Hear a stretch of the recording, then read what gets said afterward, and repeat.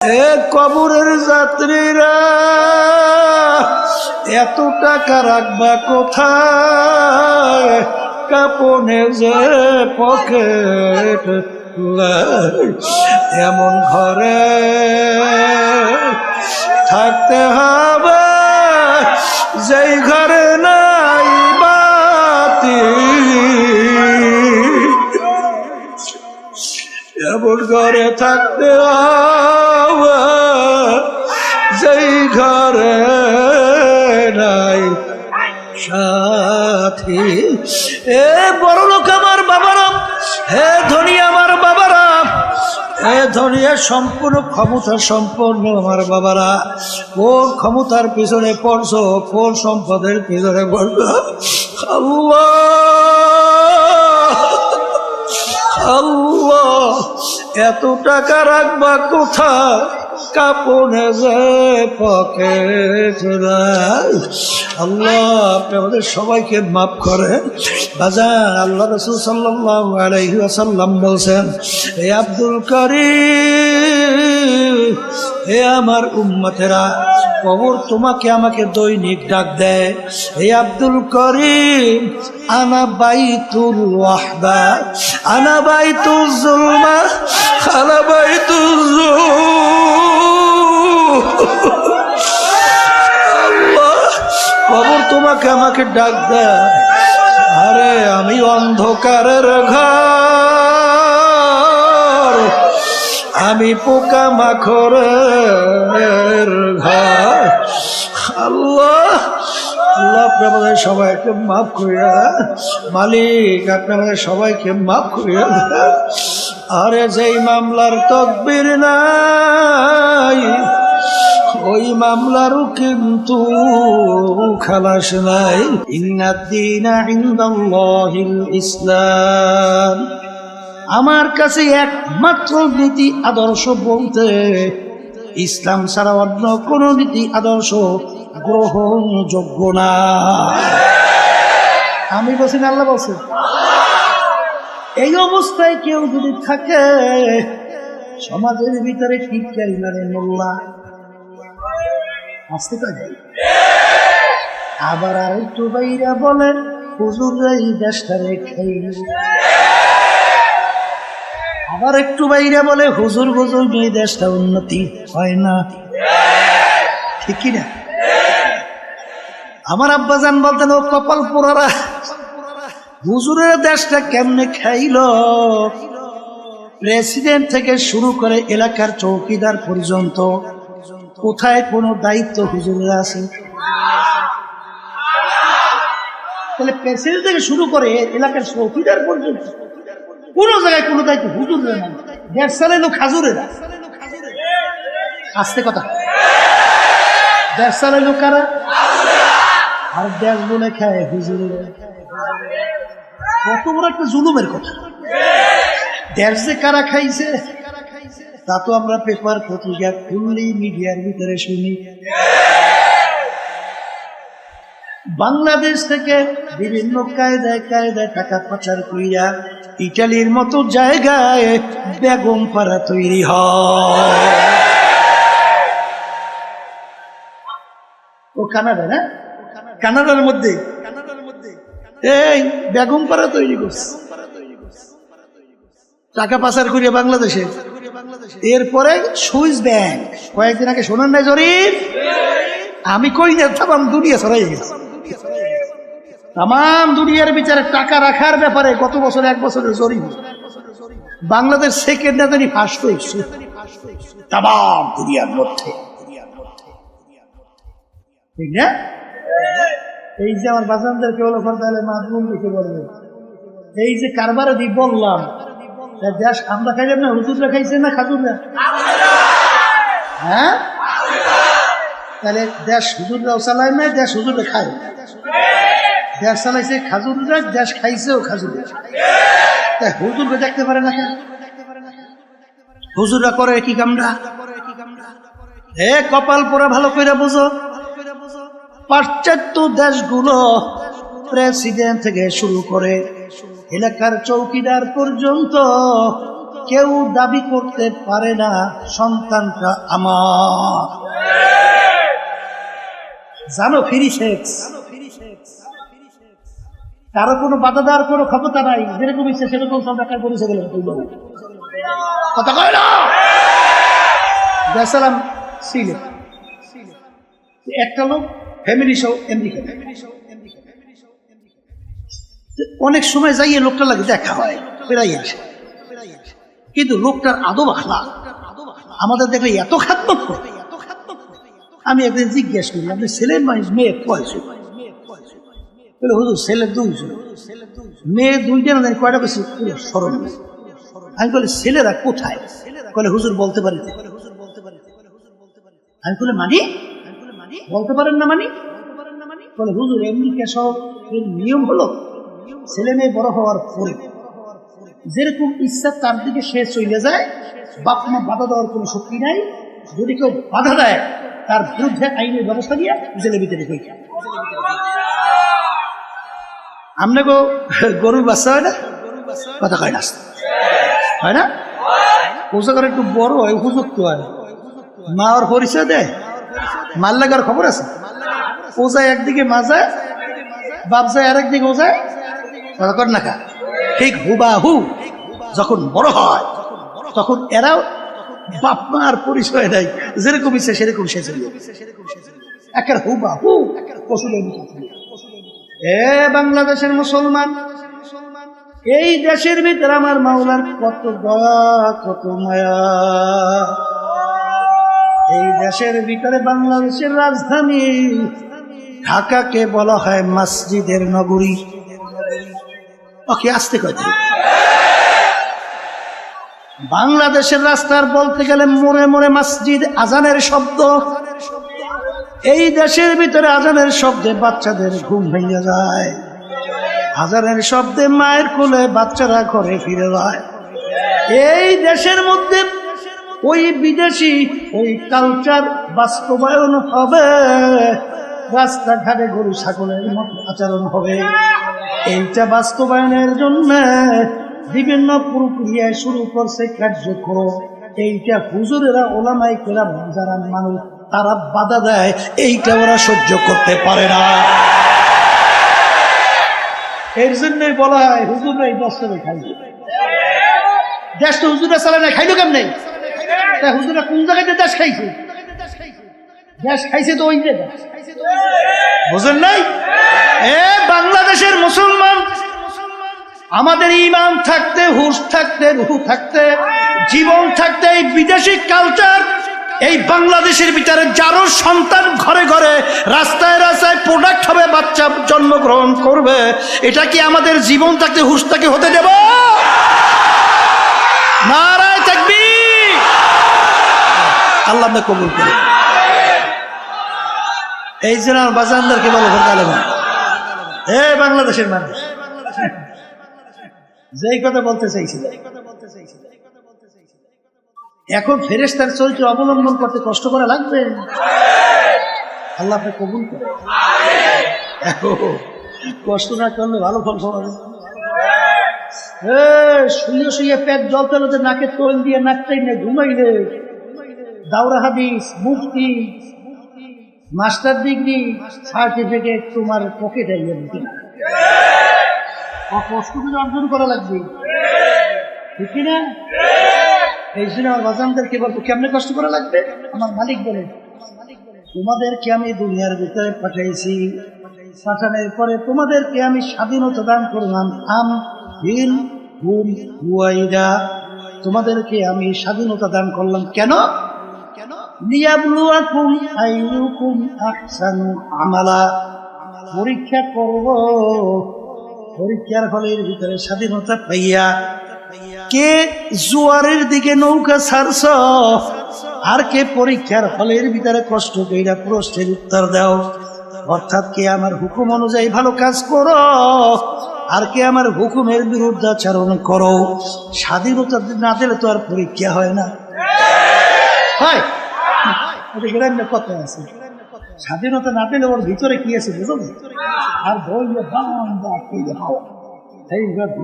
কয়েকটা লাগাইয়া বলে যা কহি বাড়ি এখন তো বান্দা পড়ছে স্বাধীনতা, এখন তো যা কইবে কথা কয় না কা। এখন স্বাধীনতা যখন থাকবে তখন বলবে তোমার ভিতরে আমার মালিক তোমাকে আমাকে স্বাধীনতা দিয়া পরীক্ষা হলের ভিতরে ছাড়িয়ে দিচ্ছে। এই পরীক্ষার হলের ভিতরে যে কষ্ট কইরা রাত্র দিন উজাগার কইরা যে ঠিক মতো পরীক্ষা দেবে তখন ফলাফল বের হবে golden A plus, first class, first. আর যে নাকি পরীক্ষার হলের ভিতরে সুযোগ পেয়েছে নিরিবিলি সময় তো মরি পাই না, নিরিবিলি সময় ওখানে কোনো ডিস্টার্ব আছে, এই সুযোগ যখন পাইছি একটু প্রেম কাহিনী বইয়ে বইয়ে একটু কায়দা তুই একটু লেখি বইয়ে বইয়ে লেখে আমার লাইলা ওর মুখ সুন্দর, তার চোখ এরকম কায়দা আসলে, তার হাসির এরকম কায়দার মজা, তার হাতন এত সুন্দর সুন্দর বাসন ভঙ্গি, তার কথার কাপুরতা সুন্দর, এত ভালো কৌশল কথা বলবে এই বইয়ে বইয়ে সুন্দর মতো স্বাধীনতা মিলে ফলাফল যখন দৌড়িয়েছে first class, first golden class, এত বড় আন্ডা কথা ঠিক না? ঠিক। আর যারা রাত্র দিন উজাগার করে ঠিক মতো প্রশ্নের উত্তর দিবে যখন ফলাফল বের হবে golden A plus, first class. কষ্ট করা লাগছে না? কষ্ট করবেন? রাজি আছেন?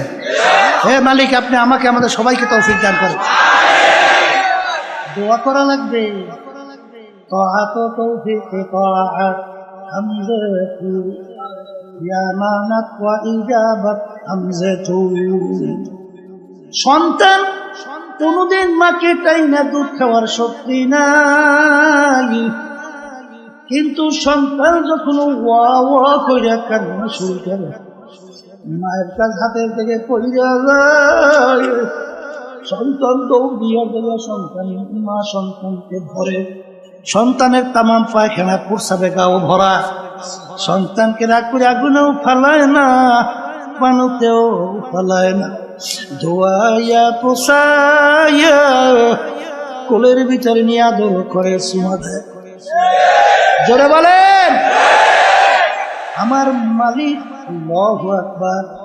মা সন্তানকে যত মায়া করে, যত মহব্বত করে, এর চেয়ে শত হাজার লক্ষ গুণ বেশি মায়া করে আমার মাওলা বান্দা বান্দিকে। এই আল্লাহর বান্দা বান্দিরা, কোনদিন তোমার আমার শক্তি আছে নিজের শক্তি বলে আল্লাহ পর্যন্ত পৌঁছা?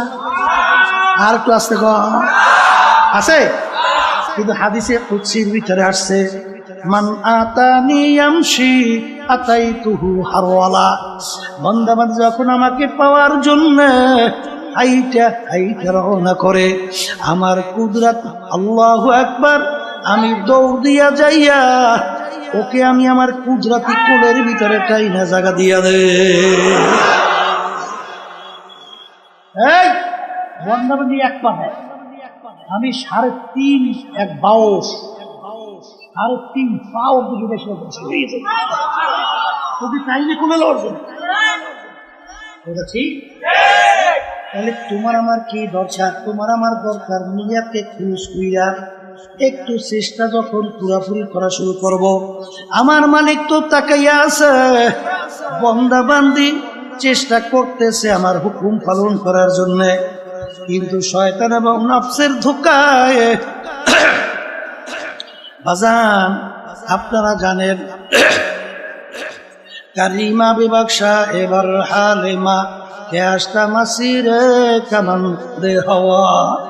মালিক একটু দয়া মায়া করে আমার দিকে তাকাও, আমি তো নফসে আম্মারের রশির ভিতরে শিকালের ভিতরে আবদ্ধ, যত চেষ্টা করি করতে পারি না, তুমি একটু দয়া মায়া কইরা তোমার রহমতের নজরে তাকাইয়া তোমার রহমতের কোলের ভিতরে কাইনা একটু জায়গা দেয়। এই বন্দাবান্দি যখন করুন সে মালিককে ডাক দেবে, আমার মালিক ডাকে সারা দেবেন না? আর কাছে তো দেবে না, দেবে না, দেবে না। আমার মালিক কিন্তু বড় দয়ার মাওলা, আমার মাওলা বড় মায়ার মাওলা। এ দুনিয়াদার পাগল, কার প্রেমে পড়ছো, কার মোহাব্বতে পইরা আমার মাওলাকে ভুলছো? এক মূর্তি পূজক প্রায় 30 বছর পর্যন্ত সনাম মানে ভূতের সামনে যাইয়া সনাম সনাম কুইয়া ডাকে, কিন্তু মূর্তি 30 বছরে একবারও তার ডাকে সাড়া দেয় নাই। একবার তার মুখ থেকে ভুরে শব্দ বের হইল সমাদ। আমার মালিকের একটা সিফাতি গান যখন তার মুখ থেকে বের হইল, সঙ্গে সঙ্গে আমার মালিক উত্তর দেয়, এ বান্দা তুমি আমাকে বলাও কা। বান্দা সেজদায় পড়ে কান্দে, মালিক 30 বছর পর্যন্ত সনামকে ডাকলাম, একবারও তো সনাম আমার ডাকে সাড়া দেয় নাই। তোমার নাম আমি ইচ্ছে করেও ডাক দেই নাই, ভুলে আমার জবান থেকে বের হইছে। তুমি তো আমাকে ভুলো নাই, আমি তোমাকে ভুলছি। তুমি সঙ্গে সঙ্গে আমার ডাকে সাড়া দিলা। আমার চেন্নে মুখার আমার দ্বিতীয় থাকতে পারে না। এই আল্লাহর বান্দারা পর্দা আলে না বান্দা মানে সেই কাজ করি, বাপ মার সঙ্গে একবার দুইবার তিনবার কঠিন কঠিন যদি অন্যায় করে, বাপ মার সন্তানে ঘরে জায়গা দেয়, লাঠি মেরে ঘর থেকে বের করে দেয় না? এই অনেক সময় টেজিবিটি করিয়ে দেয় না? আবার বদদোয়া করতে থাকে না? এটা কয় না, আসতে করে করে লাঠি মেরে ঘর থেকে বের করে। কিন্তু এ নেমো খারামের দলেরা, আমার মাওলার দেওয়া জবান দিয়া কথা বলি, আমার মাওলার দেওয়া নেমাত চক্ষু দিয়া দেখি, আমার মাওলার দেওয়া নেমাত হাত পা দিয়া কাজ করি, আমার মাওলার দেওয়া নেমাত ব্রেন দিয়া পড়াশোনা করি, ব্রেন দিয়া কালচার কইরা ব্যবসা বাণিজ্য কইরা বিভিন্ন সম্পদ উপার্জন করি, বিভিন্ন কার্যক্রম পরিচালনা করি। এই ব্রেন নেমাত কে দান করলো? সবাই মুখ খুলে কইছো আল্লাহ, সবাই মুখ খুলে বলো আল্লাহ। নেমাত কে দান করছে? হ্যাঁ,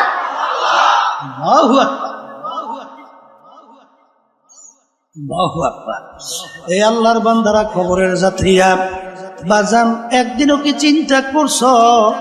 অনেক সময় অনেক অন্ধ মানুষ তোমার আমার সামনে এসে হাত পাতে পাত, হ্যাঁ, অনেক সময় আফসোস করে বলে, হুজুর মালিক আমাকে 2টা চক্ষু দেয় নাই, আমি তামাম দুনিয়া দেখি অন্ধকার। আপনাকে মালিক 2টা চক্ষু দান করছে, তামাম দুনিয়া কত সুন্দর ভাবে দেখেন। হুজুর পয়সা দেবেন, চাউল কিনবো, ভাত পাক কইরা খাবো। বাজার এই কথা শুনলে চোখে পানি রাখা যায় না। এক নেমো প্রাণের দলেরা, আমার মালিক ইচ্ছা করলে তোমাকে আমাকে অন্ধ কইরা দুনিয়ায় বানাইতে পাঠাইতে পারতো কি পারতো না? কি আসতে কয় দেখি পারতো না? কারণ দুনিয়া তোর মূল্য ছিল কি? নেতা সেন্সে না, নেতা দল সেন্সেন, সম্পদ সেন্সেন, সম্মান সেন্সেন, আল্লাহরে ছিল নাই। কথা ঠিক না? ঠিক।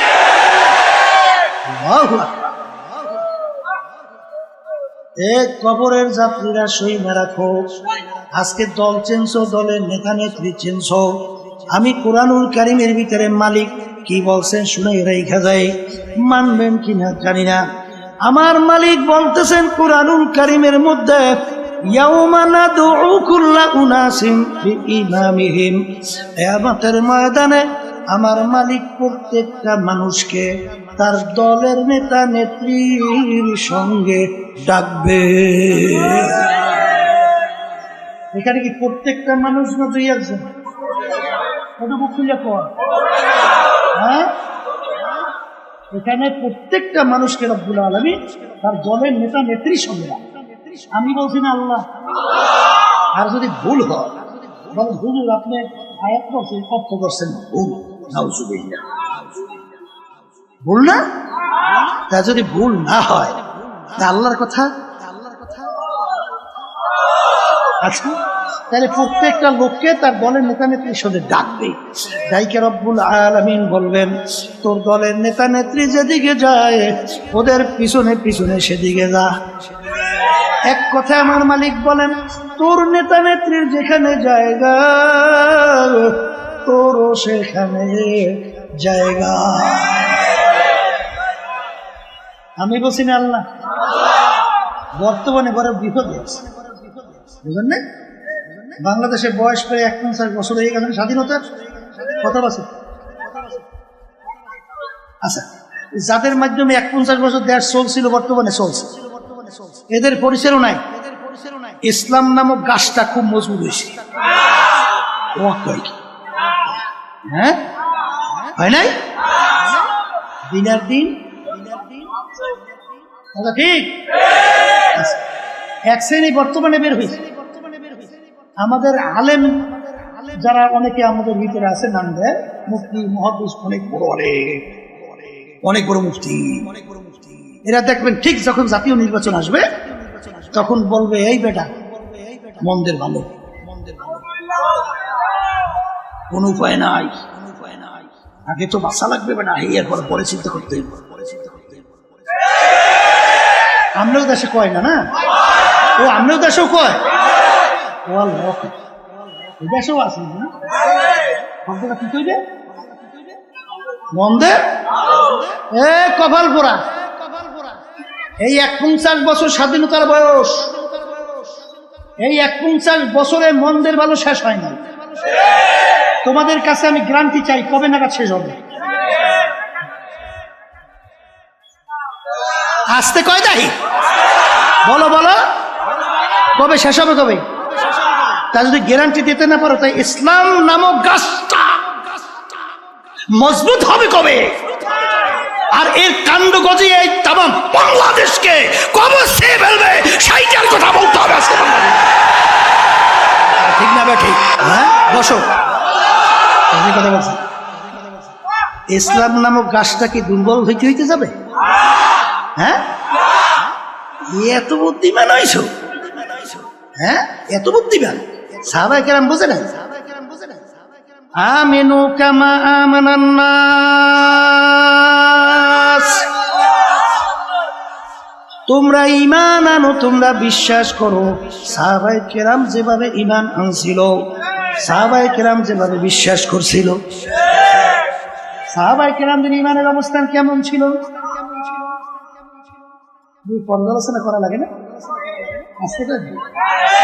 আল্লাহ কইছে ওই মানের ঈমান আনো, ওইভাবে ঈমান আনো।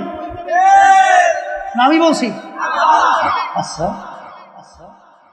আল্লাহ রাসূল সাল্লাল্লাহু আলাইহি ওয়াসাল্লাম তার কাছে প্রস্তাব লইয়া গেছে তিনটা শর্ত। তুমি এক আল্লাহর উপরে ঈমান আনার দাওয়াত দাও, সমস্যা নেই, কথা না। কিন্তু আমাদের বিরুদ্ধে, আমাদের ধর্মের বিরুদ্ধে, আমাদের বাপ-দাদা রেখে যাওয়ার যে নিয়ম, এর বিরুদ্ধে তুমি কিছু বলবা না। যদি এইটা করতে পারো, তোমার কাজ তুমি করো। এক আল্লাহর উপরে ঈমান আনার দাওয়াত আসতে কয় দেয়, দেও, সমস্যা। কিন্তু আমাদের কার্যক্রমের বিরুদ্ধে কোনো উল্টা পুল্টা কইতে পারবো না। যদি এই কাজটা করতে পারো তাহলে তোমার জন্য 3 পুরস্কার। 1 নম্বর পুরস্কার, তোমাকে আরবের নেতা বানাইয়ে দেবে, মানে প্রেসিডেন্ট আমাদের দেশে যেটা বোঝেন। আরবের কি এক কথায় বাদশাহ কি বানাইবে? আচ্ছা, আমাদের দেশের ভিতরে আল্লাহ মাফ করুক, আমি যেটা দেখি শুনি সেইটা বলি। মেম্বারের জন্য ঈমান যে কয়বার বিক্রি করে, শুধু চেয়ারম্যান হওয়ার জন্য কয়বার যে ঈমান বিক্রি করে আর কেনে আর বেচে। আর এমপির জন্য তার কথা আমার মুখে বাইরেই দিয়েছে।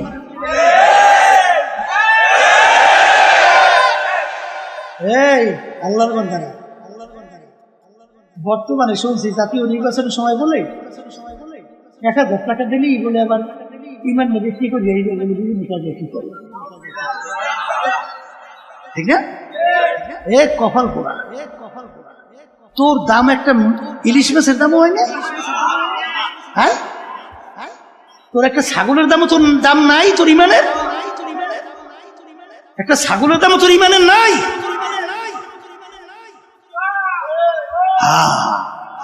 আমিনু কামা আমানান নাস, ঈমান আনো সাহাবায়ে কেরাম যেভাবে ঈমান আনছিল। 1 নম্বর বাদশা বানাই দিল।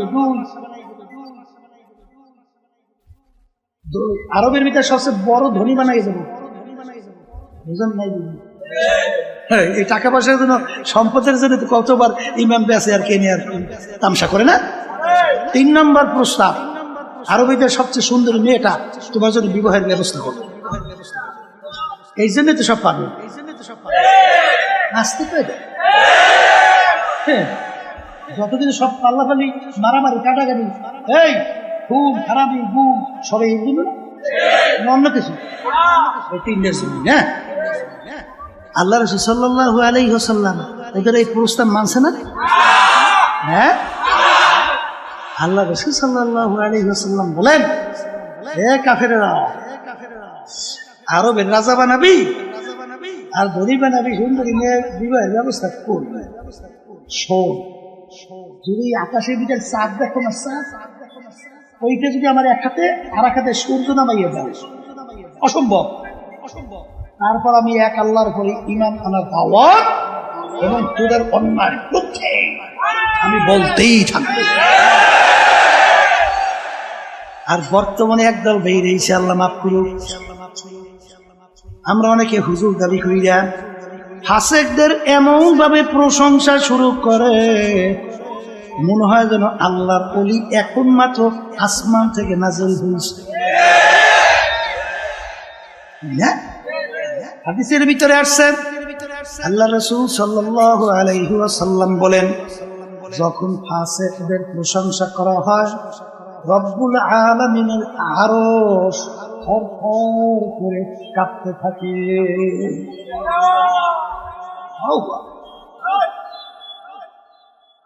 বলছিলাম যে বারবার যদি মন্দের ভালো শব্দ হয়, ইসলাম নামক গাছটা মজবুত হবে। ঠিক না? গ্যারান্টি চাইছিলাম, দিতে পারবি না, পারছেন? এই যে আল্লাহর কুতুব ফজলুল করিম রাহমাতুল্লাহ আলাইহি, রব্বুল আলামিন, তার ভিতরে আল্লাহ রব্বুল আলামিন ইলহাম, কথা ঠিক না? ঠিক। আল্লাহ রব্বুল আলামিন ডাইলে দেশে অন্তরের এমন এক কায়দায় আল্লাহর কুতুব পরিবেশ তৈরি করে রাখছেন। আব্বাল আল্লাহর কুতুব চিন্তা কইরা দেখছে, স্পেনের ইতিহাস 750 বছর মুসলমানদের রাজত্ব, মুসলমানদের অস্তিত্ব তালাশ করে পাওয়া যায় না। কথা কয় না? হে আল্লাহর বান্দারা, পর্দা আলেম মা বোনেরা, না আমেরিকা না লন্ডন সে হুরফাত, আমি মস্তে মদিনা কারু খুদায়া। হে আব্দুল করিম আব্দুর রহিম, হে রহিমা খাতুন, স্বামীটার নৌকা ছাড়ছো, নৌকা যায় কোথায়? তোমার নৌকা আমেরিকা লন্ডনের ঘাটে ঘাট দিবে না আল্লাহর হাবিবের রওজা মুবারকের পাশে মদিনায় ঘাট দিবে? চিন্তা ভাবনা করে নৌকা চালা, কথা কয় না? মান তাশাব্বাহা কওমিন ফাহুয়া মিনহুম। এই দুনিয়ার ভিতরে যেভাবে তুমি যার সঙ্গে সম্পর্ক রাখবা, যেই দলভুক্ত হইয়া চলবা, যেই দলের নেতা নেত্রীকে নেতা নেত্রী মানবা, আল্লাহর রাসূল বলেন কিয়ামতের ময়দানে তুমি ওই দলভুক্ত হইয়া উঠবা এবং ওই দলের নেতা নেত্রীর সঙ্গে তোমার হাসর হইয়া যাবে। যার সঙ্গে যার মুহাব্বত, তার সঙ্গে তার কিয়ামত। বলেন, যার সঙ্গে যার মুহাব্বত, তার সঙ্গে তার কিয়ামত। কথা ঠিক কিনা? সাহাবায়ে কেরামদের ঈমান কেমন ছিল? সংক্ষেপে 2-1 শুনাইতেছে। দাওয়াত দিছে এই বাদশাহ, সাহাবায়ে কেরামদের এক জামাত। সেই দেশের ভিতরে সবচেয়ে ঘৃণিত কাজ ছিল খাওয়ার পরে প্লেট পরিষ্কার করে খাওয়া। এক এক দেশে এক একটা নিয়ম থাকে না? এই দেশের ভিতরে সবচেয়ে ঘৃণিত কি? প্লেট পরিষ্কার করে খাওয়া। এখন সাহাবায়ে কেরামদের নিয়ম কি, সুন্নাত তরিকা কি? হ্যাঁ, প্লেট পরিষ্কার করে খাওয়া। এখন বাদশার মেহমান, তাদের সবচেয়ে কাজও হচ্ছে ঘিরে নিত। সেই কাজটা যদি বাদশার মেহমানরা করে, তখন বাদশা সমাজে মুখ দেখাতে পারবে? বাদশা লজ্জিত হবে না? অপমানিত হবে না?